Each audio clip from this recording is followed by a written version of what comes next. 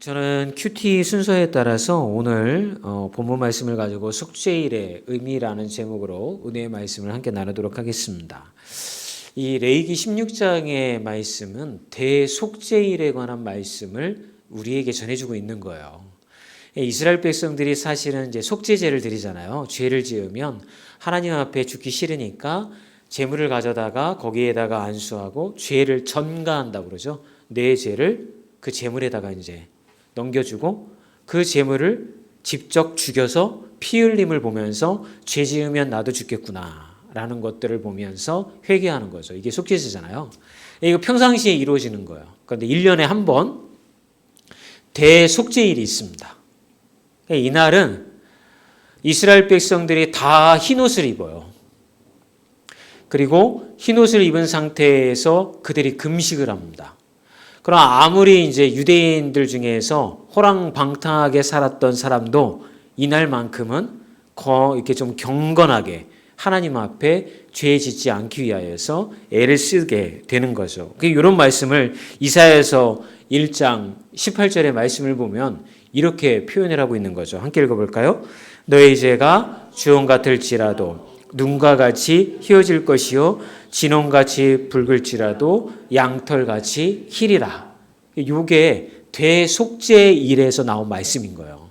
다 흰옷을 입고 이제 이스라엘 백성 전체를 대표하여서 대제사장이었던 아론이 하나님 앞에 제물을 올려드리고 지성소 안에 있는 법궤 위, 그 위에 속죄소가 있는데 거기에 나아가서 이제 하나님 앞에 제사를 올려드리는 거죠. 이제 그런 것들을 통하여서 이제 이스라엘 백성이 모든 죄의 용서함을 받게 되어지는데 그때 이제 이스라엘 백성들이 고백했던 게 우리가 죄를 지어서 죄 가운데 주홍같이 이렇게 붉은 사람이지라도 우리가 입은 이 흰옷과 같이 우리를 깨끗하게 희게 주님께서 용서해 주신다라는 것을 그들이 깨달았다라고 하는 것입니다. 저는 이 말씀을 이 시대에 살아가고 있는 우리에게 적용을 해본다면 어떻게 적용할 수 있을까? 두 가지 은혜를 좀 나누기를 원합니다. 첫 번째는요, 속죄일은 내가 죽는 날입니다. 말씀을 함께 읽어볼까요? 레위기 16장 1절과 2절 말씀입니다. 아론의 두 아들이 여호와 앞에 나아가다가 죽은 후에 여호와께서 모세에게 말씀하니라. 여호와께서 모세에게 이르시되 내 형 아론에게 이르라. 성소에 휘장한 법궤 위 속죄소 앞에 아무 때나 들어오지 말라. 그리하여 죽지 않도록 하라. 이는 내가 구름 가운데에서 속죄소 위에 나타남이니라. 1년에 한 번 이스라엘 백성들의 죄를 용서받기 위하여서 대제사장인 아론이 이 지성소 안에 있는 법궤 위 속죄소까지 나아갈 때에 한 가지 조심해야 될 게 있었어요. 만약에 아론이 하나님 앞에 죄의 회개를 하지 않은 죄가 있으면 하나님 앞에 죽임을 당하게 되는 거예요. 이게 이제 나중에 어떻게 이스라엘 백성들 대제사장들에게 이제 이렇게 연결이 되냐면 이스라엘 백성들이 대속죄일에 대제사장들이 돌아가면서 이 속죄소 앞까지 나아갑니다. 근데 허리에다가 에봇을 입잖아요. 거기에다가 줄을 매는 거죠. 줄을 매고 여기다 방울을 달아 놓습니다. 그럼 그 안에서 이제 막 예배 제사 드리기 위해서 왔다 갔다 하고 뭐 향단에 불도 피우고 뭐 하잖아요. 그 움직이면 무슨 소리가 들릴까요? 딸랑딸랑 딸랑딸랑 아직 안 죽었구나. 아직 안 죽었구나. 이 소리를 바깥에서 듣는 거예요. 그런데 바깥에서 귀를 기울였는데 방울 소리가 아무리 기다려도 나지 않는 거예요. 그러면 이 사람은 하나님 앞에 죄의 용서함을 받지 못한 죄가 있어서 그가 거기서 죽임을 당하였다는 게 되는 거죠. 그때는 어떻게 하는가요? 바깥에서 줄을 잡아당기는 거예요. 그러면 속죄소 앞에서 죽었던 이 대제사장이 끌려 나오는 거죠. 이렇게 해서 이렇게 줄을 매고 방울을 다는 그런 관례가 있게 되어집니다. 여러분, 이게 속죄일이 그냥 오늘 하나님 앞에 죄의 용서함을 받는 날이야, 야, 기쁘고 즐거운 날이야. 이런 분위기가 아니었다는 거죠. 이 예배를 집례하고 제사를 집례하는 아론은 죽음을 눈앞에 두고 있기 때문에 자기의 죄를 모두 다 회개하면서 준비하는 시간을 갖게 된다는 거죠. 그 시간은 죽음을 눈앞에 두었기 때문에 참으로 어려운 시기였다라고 하는 것입니다. 혹시 자기도 죽을지도 모른다라고 하는 생각이 있기 때문에 어느 것 하나 소홀히 준비를 다룰 수가 없었던 것이죠. 속죄소의 위치는 지성소 안에 있는 법궤 위, 바로 그 위에가 속죄소가 되는 거죠. 그림을 보게 되어지면 성막은 이렇게 구성이 되어져 있습니다. 자, 이렇게 보게 되시면, 저기 처음에 이제 이게 회막문이에요. 이걸 회막이라고 하죠. 테두리를 이렇게 쳐놨잖아요. 그러면 거기서 안으로 이제 들어갑니다. 안으로 들어가면 첫 번째 만나는 게 뭡니까? 번제단이죠. 그리고 번제단을 지나고 나면 물두덩이 있습니다. 이제 물두덩이는 거룩한 물이기 때문에 이 성막 안으로 들어가는 제사장들은 그 물로 몸을 씻습니다. 손을 다 씻는 거죠. 그리고 나서는 성막 안으로 들어가면 성막 안에는 오른쪽에는 주님을 향하여 올려드리는 떡, 진설병이 위치해 있고 왼쪽에는 7개의 이렇게 불이 들어와 있는 촛대가 놓여져 있고 정 가운데에는 향단이 마련이 되어져 있습니다. 그리고 그 향단 뒤에 휘장으로 이렇게 가리워진 그 뒤에가 바로 지성소가 되어지는 거죠. 그리고 지성소 안에 하나님이 모세에게 허락하셨던 말씀, 그 판과 십계명이 기록이 되어져 있고 아론의 쌍난 지팡이, 그게 그 안에 법궤 안에 들어가져 있습니다. 그리고 법궤 위에는 이렇게 금으로 만들어져 있는 이렇게 판이 놓여지게 되는데 양쪽으로 이렇게 천사들이 이렇게 호위하고 있는 듯한 모습으로 되어 있는데 바로 거기가 지성소가 되어지고 또 속죄소가 되어지는 것입니다. 제사장은 저까지 나아가게 되어지는 것이죠. 속죄소에 들어가는 아론의 준비 과정은 다음과 같습니다. 먼저는요, 자신의 몸을 깨끗하게 씻습니다. 그리고 평상시에 입었던 화려한 제사장의 옷을 다 벗고요, 세마포 옷을 입습니다. 아주 겸손한 세마포 옷을 입게 되는 거죠. 세마포 옷을 여러분들이 좀 헷갈리실 것 같은데 배옷입니다. 배옷. 여러분, 우리는 배옷을 언제 입습니까? 네, 장례 때 입잖아요. 이렇게 보면 여러분, 이 배옷을 입음을 통하여서 여러분 그 사람은 어떤 마음을 가지게 되었을까요? 죽음이 눈앞에 놓여져 있다라고 하는 그런 긴장감을 갖게 되어지는 것입니다. 마지막으로 자기 스스로의 죄사함을 얻기 위하여서 수송아지를 축제물로 하나님 앞에 올려드리고 숫양을 번제물로 하나님 앞에 올려드리게 됩니다. 이런 과정들을 통하여서 아론은 속죄소에 들어갈 준비를 마치게 되는 거죠. 그런데 이런 과정에서 죄의 용서함을 얻지 못하거나 조금이라도 회개하지 않은 죄가 있다고 한다면 아론이라 하더라도 그는 속죄소에서 죽게 되는 것입니다. 쉽게 들어갈 수도 없고요. 하나님이 허락한 날만 들어가는 거예요. 그리고 들어가고도 쉽지 않은 장소이자 준비 과정이라고 하는 것이죠. 조금만 실수가 있어도 생명을 잃을 수가 있으니까 얼마나 긴장하면서 정결의식을 행하였겠습니까? 여러분, 이런 과정을 통해서 그럼 하나님이 원하셨던 게 도대체 무엇일까요? 죄로 물든 우리의 자아가 죽기를 바라셨던 것이죠. 로마서 6장 6절에 현대인의 성경을 보면 이렇게 기록이 되어져 있습니다. 함께 읽어보겠습니다. 우리의 옛 자아가 그리스도와 함께 십자가에 못 박힌 것은 죄에 매인 육체를 죽여서 다시는 죄의 종이 되지 않게 하려는 것인 줄을 압니다. 여러분, 우리의 죄성이 어디서 많이 드러나게 되어지면 내 인생의 주인이 나라고 생각하는 겁니다. 그래서 하나님을 주인 삼지 아니하고 살아가는 인생은 끊임없이 죄를 지을 수밖에 없는 것이죠. 내가 주인 되었기 때문에 내 욕망대로 살아가게 되어지는 것입니다. 그러면 어떤 일이 벌어집니까? 하나님과 나의 관계가 끊어지게 되어지는 것이죠. 그러므로 속죄의 일은 그런 죄인임을 내가 고백을 하고 이스라엘의 모든 백성들이 하나님의 용서함을 얻고자 겸손하게 나아가는 날이 되어지는 것입니다. 그렇다고 한다면 이 시대를 살아가고 있는 우리에게 이 말씀을 적용해 본다면 어떻게 적용해 볼 수가 있을까요? 저는 속죄의 일이 주일 예배와도 같다라고 말씀드리고 싶습니다. 물론 여러분들이 이미 예수 그리스도를 통하여서 죄사함을 받을 수 있는 통로가 열려 있습니다. 평상시에 예수 그리스도의 이름을 통하여서 회개하는 자마다 모든 죄를 다 사해 주신다라고 하나님이 말씀하셨기 때문에 여러분들이 회개하고 무릎 꿇고 나아가면 하나님은 여러분의 죄가 주홍같이 붉을지라도 눈과 같이 희게 용서해 주실 것입니다. 그러나 그때를 뿐만이 아니라 우리가 하나님에게 영광을 돌리고 죄인임을 인식하며 하나님의 거룩한 예배 가운데 나아가는 시간은 언제입니까? 예배인 것입니다. 한 주간 동안 하나님으로부터 멀어졌던 우리 스스로를 점검하고 하나님의 말씀을 들으면서 나의 인생의 방향성이 내비게이션이 틀렸다라고 하는 것을 깨달으면서 다시 한번 삶을 수정하는 것. 내가 어떻게 살아가야 할지를 다시 한번 말씀을 통하여서 도전받는 시간.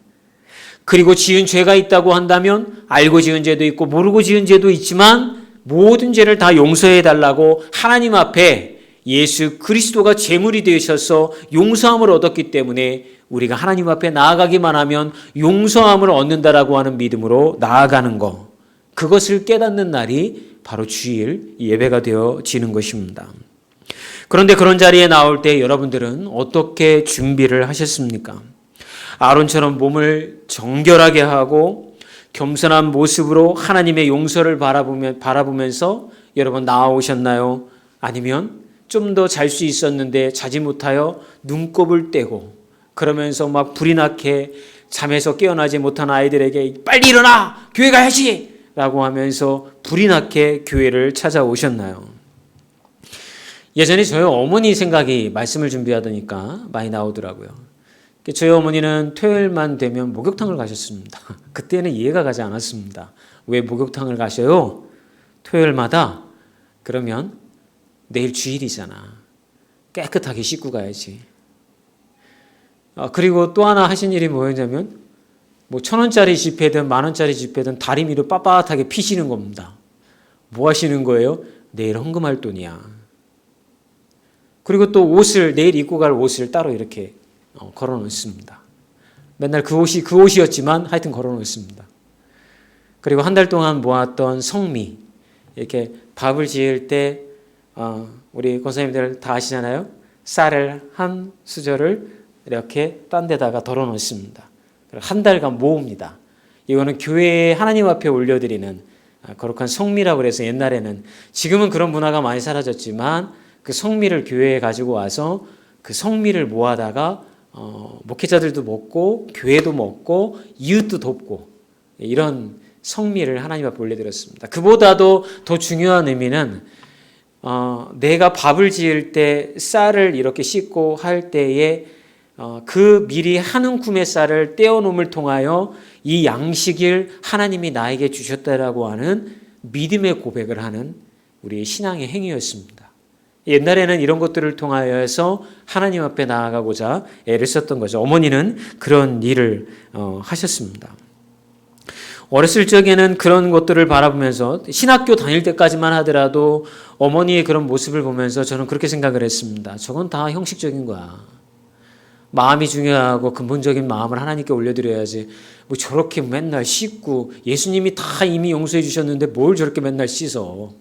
그냥 목욕탕 가는 걸 좋아하시는 거니까 가는 거지. 뭐 이런 식으로 저는 좀 비판적인 시각을 가졌습니다. 그런데 시간이 지나고 보니까 이런 생각이 찾아오게 되어지더라고요. 어머니는 주일 예배를 미리 토요일부터 준비하고 계셨던 것입니다. 예배를 준비하고 나오는 분과 그렇지 않고 나와보는 분은 받은 은혜가 다를 수밖에 없습니다.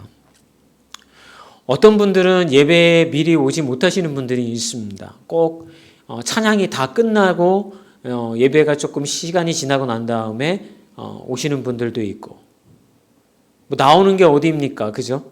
그래도 예배에 늦지 않고 나오는 게 어디예요? 그죠? 그런데 그거는 이제 저의 시각이고 그분 스스로는 어떨까요? 미리 와서 한 주간의 자기 삶을 돌아보고 하나님의 말씀대로 살지 못하고 혈기를 부리며 자기를 위로 드높이려고 했던 삶을 뒤돌아보면서 죄의 용서함을 구하려고 했던 분과 시간에 쫓겨서 급하게 예배 시간에 들어와서 자리에 앉고 그때 막 말씀 듣고 이렇게 하는 분과 하나님의 말씀을 대하는 태도는 다를 수밖에 없을 것입니다. 아론의 예배처럼 우리의 자아가 죽는 시간이 바로 예배의 시간이라고 한다면 우리는 준비할 수밖에 없을 것입니다.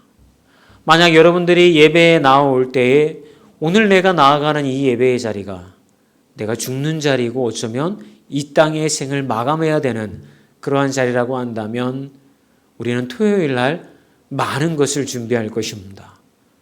내 인생에 중요한 것이 무엇인지를 깨닫고 다른 사람에게 용서하겠다고 또 나를 용서해 달라고 아마 하는 전화를 걸 것이고 또 회개하지 못한 죄가 있다고 한다면 자신의 생애를 뒤돌아보면서 주님, 주의 말씀대로 살지 못하였던 저를 용서해 달라고 기도할 것입니다. 어느 날인가 저의 사모가 저에게 이런 얘기를 했습니다. 당신 만약 죽는 날, 침상에서 죽는 날 나에게 무슨 얘기를 하고 싶어? 하고 묻더라고요. 그래서 제가 이렇게 대답을 했습니다. 그동안 고마웠어. 나랑 살아주느라고 정말 애 많이 썼어. 고마웠어. 그 말밖에 생각이 나지 않더라고요. 고마웠다고. 그랬더니 저희 사모도 똑같이 저에게 얘기하는 거예요. 자기도 생각해 봤더니 고맙다고 이야기할 거라고 얘기를 들었습니다. 사람은 죽음을 눈앞에 두면 모든 가지치기가 가능합니다. 평상시에 중요하게 여겼던 모든 것들을 가지치고 가장 근본적이고 본질적인 것에 집중하게 되어져 있는 것이죠. 그것은 사랑입니다. 그렇기 때문에 누군가에게 사랑한다고 이야기하고 용서해달라고 요청하고 그것들을 통하여서 자신의 생애에 마무리 짓지 못했던 것을 이제 마무리 지으려고 한다는 것입니다. 우리의 예배는 그런 예배가 되어야 되지 않겠습니까? 내가 한 주간 동안 어떻게 살았든 바쁘게 살았든 때로는 무엇을 추구하며 살았든 주님 앞에 나오는 그 시간만큼은 나의 생애의 죽음을 눈앞에 둔 상태에서 내 주변을 정리하는 시간이 되어져야 됩니다. 누군가의 다툼이 있었고 사랑하지 못했다고 이야기한다면 주일 예배가 끝난 이후에는 여러분 그 사람에게 용서를 구하고 사랑한다고 이야기하고 다른 사람을 섬기는 자로서 살아가야 되는 것이죠. 그것이 예배를 드리는 자가 겪어야 되고 또 깨달아야 할 본질이 아니겠습니까? 회개는 그렇게 우리의 자아대로 살려고 하였던 우리의 욕심이 죽는 시간입니다. 주일 예배는 죽음을 눈앞에 두었기 때문에 자신의 욕망과 죄된 자아가 이렇게 나올 수 없는 시간입니다. 그 모든 것들을 회개하고 그것들이 다 죽는 시간인 거죠. 그리고 말씀을 통하여서 용서함을 얻었기 때문에 다시 한번 기회를 얻은 그 사람은 예전과의 삶과는 다른 삶이 되어져야 되지 않겠습니까? 제가 전도사 시절에 제가 모셨던 담임 목사님이 이런 간증을 하시더라고요. 자기 형님을 전도하려고 그렇게 애를 썼는데 야, 나 전도하려고 애쓰지 마. 내가 때가 되면 알아서 나갈 테니까 뭐 이렇게 애쓰지 마. 그냥 아무리 노력을 해도 전도가 안 되는 거예요. 그런데 이 형님이 어느 날 교통사고가 나가지고서 차가 난간에 대롱대롱 이렇게 매달렸답니다. 그 순간에 그 형님이 탁 기도를 하면서 주님 이번만 저를 살려주시면 꼭 교회에 나가도록 하겠습니다.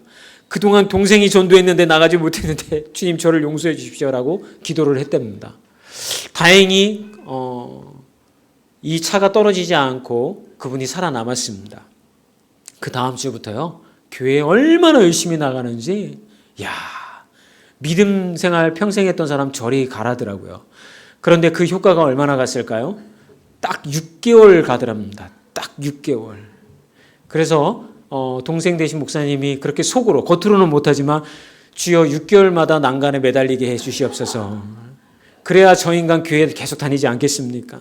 6개월 지나고 나니까 저것도 세상 나가서 지멋대로 삽니다. 주님 어떻게 하면 좋습니까? 주님 6개월마다 매달아 주옵소서. 이렇게 겉으로 얘기했다가는 큰일 나니까 속으로 이렇게 기도했다고 그런 얘기를 하시더라고요.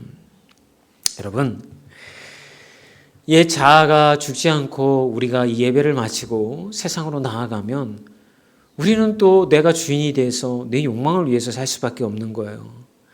그러므로 오늘 우리가 이 예배의 시간에 이 말씀을 통해서 우리가 다시 한번 고백해야 되는 것은 나는 정말 제단의 예배를 어떻게 준비하고 있는가?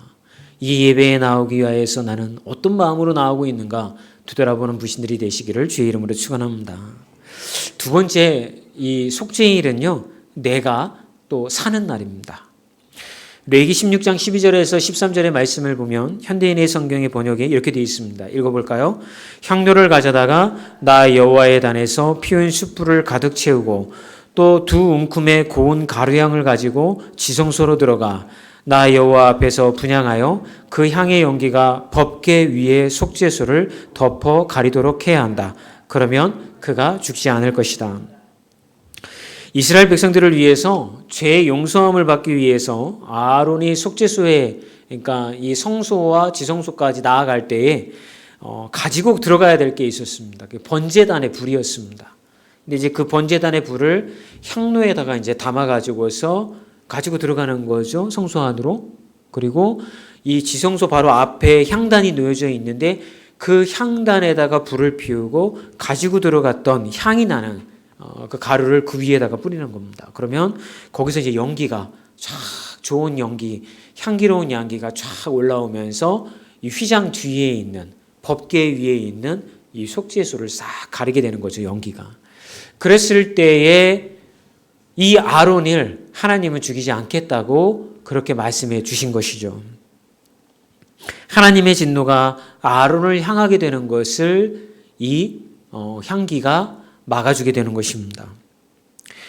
향이 하나님의 진노를 사가로들게 하는 것은 민수기 16장에서도 볼 수가 있습니다. 민수기 16장 44절에서 48절의 말씀 읽어보겠습니다. 여호와께서 모세에게 너희는 이 사람들에게로서 떠나라. 내가 당장 그들을 죽여버리겠다 하고 말씀하셨다. 그때 두 사람은 얼굴을 땅에 대고 엎드렸다. 그러고서 모세가 아론에게 말하였다. 형님은 향로를 가져다가 향을 담고 제단불로 향을 피워 급히 백성들에게 가서 그들을 위해서 속죄하십시오. 여호와께서 대단히 노하셔서 무서운 전염병이 발생하였습니다. 그래서 아론이 모세가 말한 대로 향로를 가지고 백성들에게 달려가 보니 이미 전염병이 번지고 있었다. 그래서 아론이 향을 피워 그들을 위해 속죄하고 죽은 자들과 살아있는 자들 사이에 섰을 때에 전염병이 그쳤다. 이게 무슨 말이냐면 아론이 혹시 회개하지 못하고 어떤 그런 것도 있을 수 있잖아요. 자기가 부지불식간에 지은 죄가 있을 수도 있잖아요. 근데 그때에 아론이 이 지성소 안에 들어가서 속죄소 법궤 앞에 섰을 때에 혹시 그때라도 죽을 수밖에 없는데 죄가 회개하지 않은 죄가 있기 때문에 이 향로에서 나온 향기를 통하여서 하나님은 아론을 용서해 주시다는 거죠. 그러니까 마지막 자기의 속죄제가 되어지는 거죠. 이 향기가. 근데 그거를 지금 민수기 가면 어떤 일이 벌어졌냐면 레위 지파에 속하였던 고라 자손이 이런 얘기를 합니다. 아론과 모세, 하나님이 너희들에게 말씀하시더냐. 우리도 레위 지파이고 우리도 하나님의 자녀이다. 하나님이 우리에게도 항상 함께 하시고 우리에게도 말씀하시니까 너희들이 우리의 지도자가 되겠다라고 하는 생각을 버려라 라고 하면서 반역을 일으킵니다. 하나님이 화가 나셔가지고서 땅을 갈라지게 만드신 후에 거기서 불이 솟아나게 만들어서 이 고라 자손과 동조했던 사람, 그 사람들이 수만 명의 사람들이 다 이 땅 불 속으로 꺼져 들어가 죽임을 당하게 됩니다. 그런데 문제는 그 다음에 벌어졌습니다. 살아남았던 이스라엘 백성들이 아론과 모세를 원망하기 시작합니다. 너희들 때문에 저 사람들이 죽었다고. 여러분, 몇만 명의 사람들이 이 고라 자손과 가족들에게 동조하였다라고 하는 것은 그만큼 이 고라 집안이 영향력이 있었다라고 하는 거예요. 리더십을 갖고 있었다라고 하는 거죠. 그런데 그 사람들이 아론과 모세에게 대적하였을 때 다 죽임을 당하게 되어지니까 그들이 이야기하기를 도대체 이렇게까지 한 이유가 뭡니까? 저들도 정말 하나님의 자녀들인데 저렇게까지 하셔야 되겠습니까? 라고 이 모세와 아론과 하나님을 원망하기 시작한 거죠. 그랬더니 하나님께서 그것에 또 화가 나가지고서 이스라엘 백성들의 전염병을 퍼뜨립니다. 그래서 떼죽음을 당합니다. 그랬더니 모세와 아론이 하나님 앞에 땅에 엎드려서 용서해달라고 구하고 급하게 이 향로의 연기를 피워가지고서 이 이스라엘 백성들의 전염병을 막게 되어지는 사건이 바로 이 민수기 16장 44절에서 48절의 말씀이라고 하는 거죠. 이런 걸 경험한 아론이 무슨 생각을 했을 것 같아요, 여러분? 이렇게 하나님 앞에서 사람이 죽고 사는 문제가 결정되었을 때에 아론은 두 가지를 느끼게 되었습니다. 첫 번째는 하나님의 말씀을 순종하지 않고 외면하는 자는 죽임을 당하게 된다는 것입니다. 두 번째는 그러나 하나님의 심판이 임했을 때에 살리는 분, 회개하면 살리는 분도 하나님이시라고 하는 사실을 깨닫게 되어집니다. 여러분, 주일 예배를 마친 후에 우리가 해야 될 것은 하나님 없이는 살 수 없다라고 하는 고백이 우리의 입술을 통해서 나와야 되는 줄을 믿습니다. 인생을 살아보면 우리의 뜻대로 되어지지 않습니다. 나의 인생이 성공적인 것 같아 보여도 사실 그 내면에서 이루어지고 있는 갈등과 고통과 아픔은 누구도 이해해 줄 수 없는 것입니다. 그런 인생이 살 수 있는 인생, 살맛나는 인생이 되어질 수 있는 것은 여호와 하나님이 이끄시는 인생이 되어졌을 때 비로소 살맛나는 인생이 되어지지 않겠습니까? 여러분, 험난한 인생길 사는 것이 쉽지 않은 인생이죠. 근데 나의 인생에서 하나님을 만나서 하나님이 나의 인생을 인도해 가시어서 하나님이 뜻을 이루어 가신다라고 하는 고백을 여러분 하십니까? 저 궁금해서 묻습니다, 정말. 오늘 우리 김민석 교사님이 아주 기도를 은혜롭게 잘해줬습니다. 걸어온 길이, 살아온 길이 순탄치 않았을 거라는 생각이 듭니다. 근데 아주 귀한 가정을 지금 잘 믿음으로 만들어가고 있어서 너무 보기에 좋습니다. 근데 그런 인생을 살았을 때 여러분들 정말 속으로 여러분 고백하기를 하나님이 나와 함께 하셔서 내 인생이 정말 하나님의 뜻이 이루어져 가고 있어. 이런 고백 나오세요? 안 나오죠. 왜요? 눈에 안 보이니까. 내 인생에 내가 지금 제일 관심 있는 건 내 앞에 있는 문제인 거예요. 자식 문제고 건강 문제, 사업의 문제, 재정적인 문제, 갈등의 문제, 하여튼 이 문제들만 해결하기에도 우리의 인생이 급급하다라고 하는 거죠. 그런데 무슨 앞으로 나의 인생을 통하여서 하나님의 뜻을 이루어가 이런 얘기 백날 교회에서 들어도 별로 피부에 와닿지가 않는다는 거죠. 그런데 말씀이 그걸 선포하고 있다는 거죠. 믿음이라고 하는 것은 선포되어져 있는 말씀을 내가 받아 안는 거예요. 내가 그렇게 느껴지지 못하고 있고 보이지 않아도 이미 선포된 하나님의 말씀이 나를 통해서 이루어 가신다라고 하는 걸 받아들이는 것, 그것이 믿음인 줄 믿습니다. 여러분, 우리만 그러는 거 아니에요. 아브라함과 이삭과 야곱, 요셉, 여러분 기억하실 것입니다. 이들에게 언약을 알려주셨을 때 그들이 정말 그 약속을 믿고 그래, 나의 인생을 통하여 하나님의 위대한 뜻이 이루어질 거야 라고 이 분들이 생각했을까요? 아브라함, 이삭, 야곱, 요셉, 우리가 이야기하는 정말 믿음이 있는 분들, 이분들도 하나님이 약속하셨을 때에 그래, 내 인생이 지금 밑바닥이지만 정말 나의 이 인생을 통하여 하나님의 뜻이 이루어질 거야 라고 믿었을까요? 아니에요. 믿긴 뭘 믿어. 그분들이나 우리나 기본적인 인간의 성정은 똑같다라고 하는 거죠. 그래서 아브라함도 계속 실수하는 거죠. 가지 말라고 했는데 애굽 가가지고 하지 말라고 했는데 아내를 누이라고 속이고, 아버지 닮아가지고 이삭도 가지 말라고 하는데 애굽으로 내려가려고 그러고, 또 지 아내를 갖다가 또 누이라고 또 속이고, 여러분 계속해서 하나님의 말씀을 외면하고 실수를 하면서 살아가죠. 그들의 인생을 한번 여러분 제가 보고 드려볼까요? 자식이 없어서 한숨 짓고, 우물을 빼앗겨서 눈물을 흘리고, 형의 분노를 피해서 도망다니는 도망자 신세였고, 형제들의 미움을 받아가지고 밑바닥으로 곤두박질 쳐서 감옥까지 가고, 이게 이들의 인생이었잖아요. 아브라함, 이삭, 야곱, 요셉. 그들이 정말 간절하게 원했던 것은 자신들의 인생을 통해서 하나님의 뜻이 이루어지는 게 아니라 자식 하나 낳는 거, 마음껏 마실 수 있는 우물을 가지는 거, 형과 화해하고 고향 땅에서 평화롭게 사는 거, 감옥에서 나가서 아버지와 형제들과 다시 만나는 거, 이게 그들이 직면한 문제였다라고 하는 거죠. 그런데 그들이 그것을 간절히 구했을 때 하나님은 그것에 응답하여 주셨고, 그뿐만이 아니라 그들의 인생을 사용하시어서 하나님의 뜻을 이루어 갔다라고 성경이 우리에게 이야기해 주고 있단 말이에요. 여러분의 인생이 아브라함처럼 자식 낳지 못하는 인생일 수도 있고요. 이삭처럼 늘 빼앗기며 사는 인생일 수도 있고요. 야곱처럼 남에게 쫓겨다니는 인생일 수도 있고요. 요셉처럼 배신당하고 절망의 구렁텅이로 내동댕이 처진 인생일 수도 저는 있다고 생각을 합니다. 그런데 그렇다 하더라도 그런 인생을 살리는 분이 누구라고요? 여호와 하나님이십니다.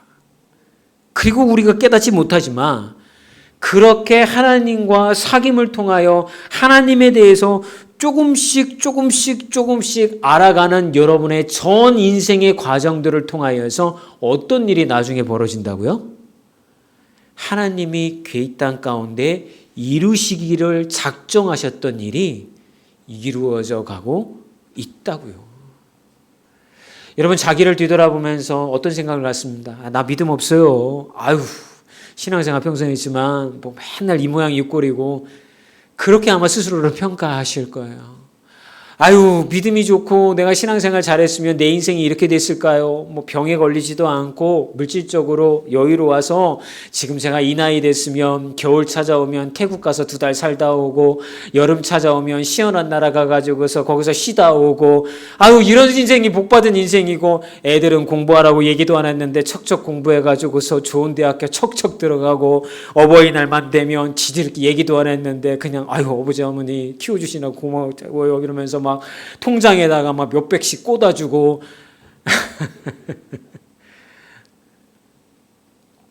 그게 하나님 앞에 복받은 인생이 아니라고 성경이 얘기해주고 있는 거예요. 제가 그걸 말씀드리고 싶은 거예요. 복받은 인생은 우리가 절망의 구렁텅이와 밑바닥에 내동댕이 쳐져 있다 하더라도 하나님을 잃어버리지 아니하고 하나님과 사귐의 시간과 하나님이 나를 붙잡고 계시다라는 것을 조금씩 알아가며 그 믿음의 장들이 넓어졌을 때, 하나님과의 사귐의 장들이 조금씩 넓어졌을 때, 그게 복받은 인생인 줄 믿습니다. 속죄일은 하나님을 떠나 살았던 그런 나를 고백하는 거예요. 오늘 이 예배를 통해서 우리가 고백해야 될 건 뭐예요? 여러분, 세상 따라 살아간다는 거 다른 거 아니에요. 몸은 여기에 와 있지만 여러분의 마음이, 하나님은 언제 로또 한번 당첨시켜 주셔야 되는 거 아니에요. 뭐 그런 얘기를 했더니 누가 그런 얘기를 하더라고요. 요새 로또 당첨되면 뭐 한 20억 받습니까? 그랬더니 그거 가지고요 소형 빌딩도 못 사요. 별거 없어요. 누가 이렇게 얘기를 하더라고요. 여러분, 우리가 추구하고 있는 복에 대한 생각과 그리고 하나님 앞에 회개함을 통하여서 용서함을 받아서 우리가 하나님의 자녀로 살아간다라고 하는 거에는 많은 괴리감이 있습니다. 그래서 오늘 이 말씀이 우리에게 주는 도전은 결국은 하나님의 자녀로서 예배하는 자리에 나아가서 회개한다라고 하는 것은 그렇게 세상을 따라 살았던 나를 돌이키고 그런 나를 끝까지 붙잡고 놓지 않고 계시다라고 하는 그 하나님의 사랑을 다시 확신하고, 그래서 다시 내일 월요일이 찾아왔을 때 오늘도 화이팅! 오늘도 하나님이 나를 붙잡고 계신 손이 나를 놓지 않고 계시는 거야. 비록 내가 요셉과 같이 감옥에 있다 하더라도, 야곱과 같이 떠돌이 인생이 되었다 할지라도, 이삭과 같이 맨날 빼앗기는 인생이 되었다 할지라도, 아브라함과 같이 택도 없는 그런 기도 응답이 이루어지지 않고 있다 하더라도 하나님이 나를 붙잡고 있는 인생은 결코 실패하지 않는 인생이다라고 하는 그 믿음의 고백이 오늘 예배가 끝난 후에 우리가 해야 될 고백인 줄 믿습니다.